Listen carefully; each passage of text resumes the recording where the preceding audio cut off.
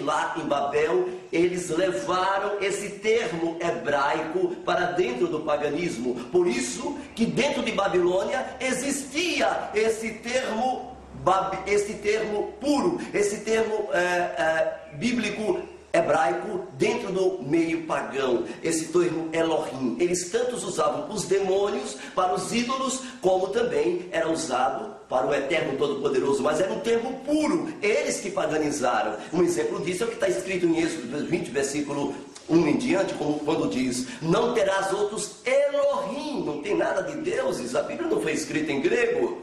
Não terás outros Elohims diante de mim. E foi escrito através do próprio Eterno. O Eterno, ele escreveu com a mão dele, a própria letra do Eterno escreveu e deu a Moshe ali no Sinai. E nós queríamos que vocês agora, entendendo exatamente essa questão dos nomes, como era o Eterno chamado, agora vamos falar de Jeová e Javé.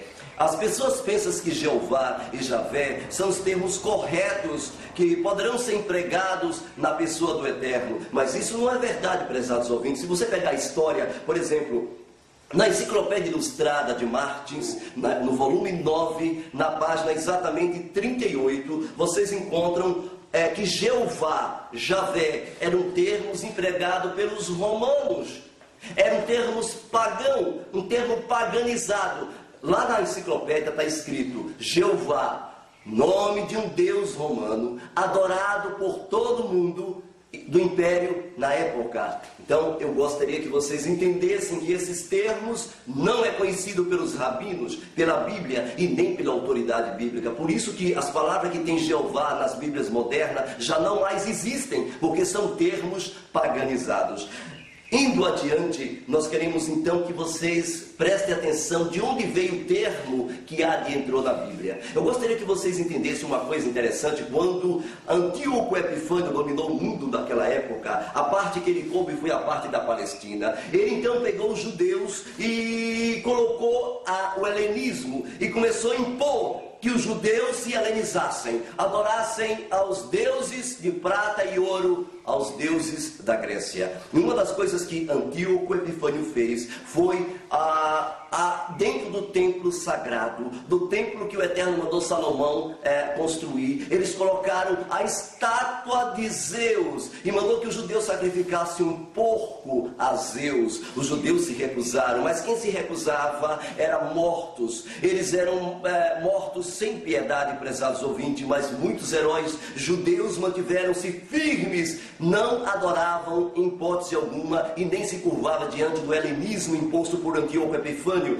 daquela época. E a estátua de Zeus, de alguma forma, permanece viva até hoje no nosso meio. Por exemplo, este termo Deus, eu quero que vocês entendam, convidamos aos estudantes da Bíblia a fazer uma breve reflexão. De onde veio esse termo Deus? Bem, esse termo Deus, gostaria que vocês entendessem, veio do grego. Esse termo Deus veio do grego.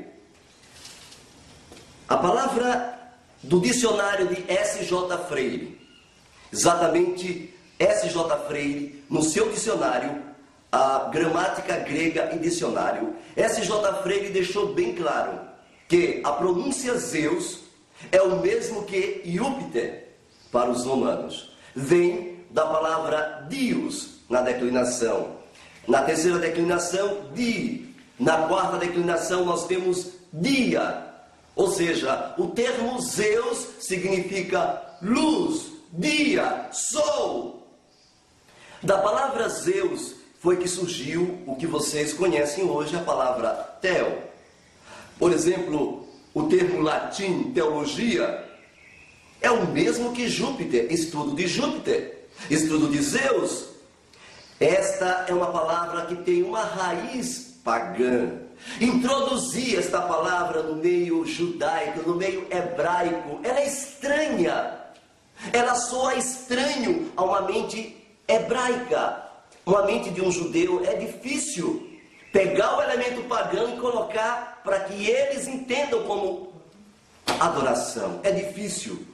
E então, prezados ouvintes, essas declinações fizeram surgir as palavras latinas que adentraram na Bíblia como Deus. E eu quero que vocês entendam que dentre muitas outras palavras desta mesma natureza, ela evoluiu. E esta palavra, Deus, veio também do Egito. Veio de Zeute. Os gregos, eles herdaram esta palavra do Egito. Você dizer, mas Deus não tem problema, é com D. A letra D é a terceira declinação da letra zeta, exatamente da terceira declinação do grego. S.J. Freire, Dicionário e Gramática, fala claramente sobre isto. Eles então colocaram este termo pagão dentro da Bíblia. Você dizer que este termo pode ser usado dentro da Bíblia é a mesma coisa que você chegar na Índia e disser, escuta, quem é a deidade aqui que vocês adoram? E eles vão dizer para vocês, nós adoramos a Shiva. E então, então nós vamos colocar Shiva, a deidade que vocês adoram, aqui dentro da Bíblia. Aí está lá na Bíblia, no princípio criou Shiva os céus e a terra. Bem, para uma pessoa de língua portuguesa soaria muito mal, mas para eles de língua pagã, ótimo, eu adoro Shiva mesmo. Assim também seria no Japão, você chegasse no Japão e colocasse, mas aqui no Japão é Buda, vamos colocar que o Todo-Poderoso é Buda, então está lá.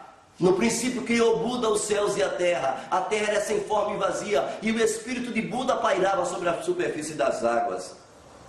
Espera aí, vocês iriam estranhar.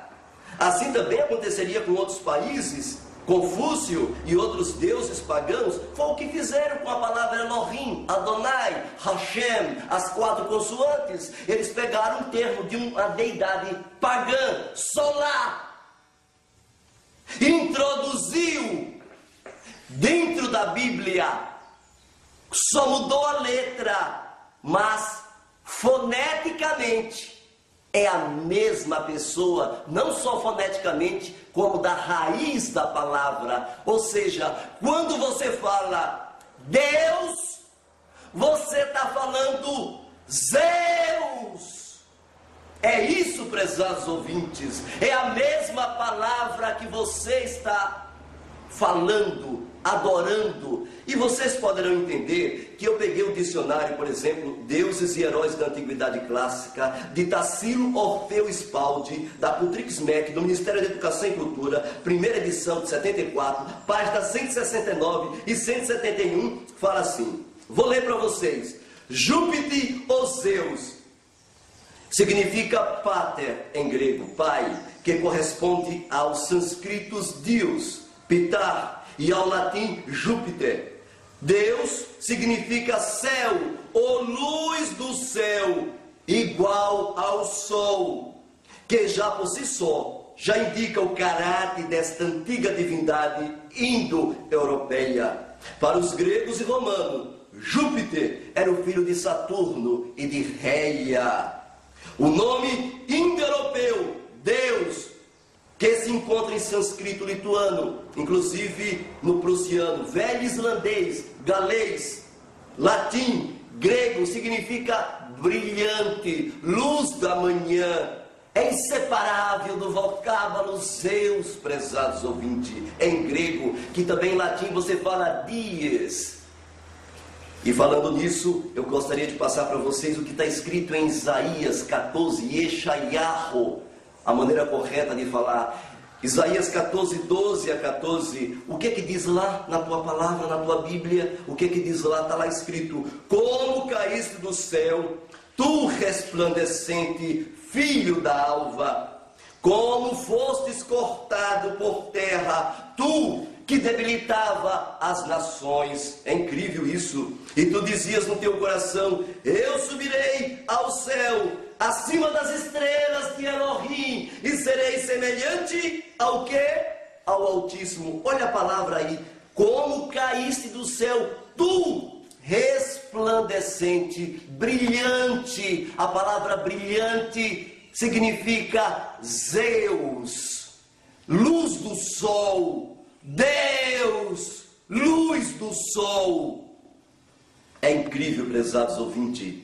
Eu sei que é um impacto forte você ter que ouvir estas coisas, mas Está se cumprindo uma profecia, Babilônia está sendo desmascarada. O hebraísmo do primeiro